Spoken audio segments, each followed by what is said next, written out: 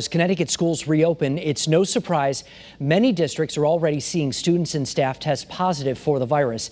Southington is now one of the latest towns dealing with a case of COVID. Channel 3 Eyewitness News reporter Aya Galal is live by the John F. Kennedy Middle School. Aya, the school did not close today.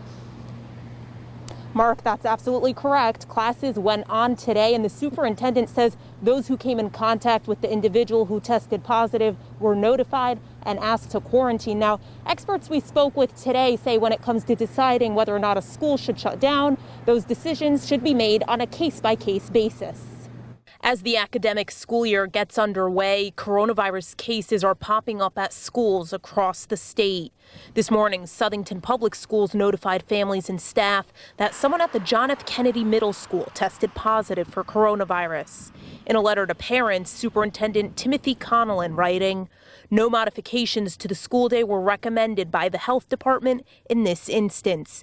Those recommendations are made on a case-by-case basis and determined by analyzing the facts of the situation." The school day went on, and those who came in contact with the individual were advised to quarantine. I think they did the right thing.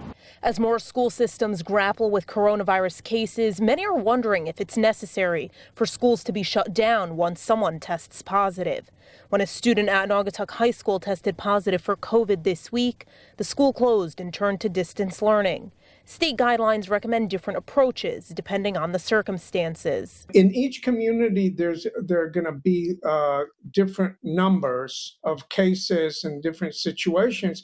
So, I don't think that one size fits all kind of approach makes sense. Mordecai Gordon, a professor of education at Quinnipiac University, says while there should be general guidelines from the state, individual districts should have leeway in deciding whether or not to close school. He adds that so long as health officials say it's safe for students to continue in-class learning, it's best they do, particularly for their social and emotional well-being. Some families telling us they also share those sentiments.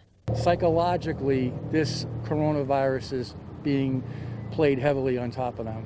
I have grandkids, I can see it.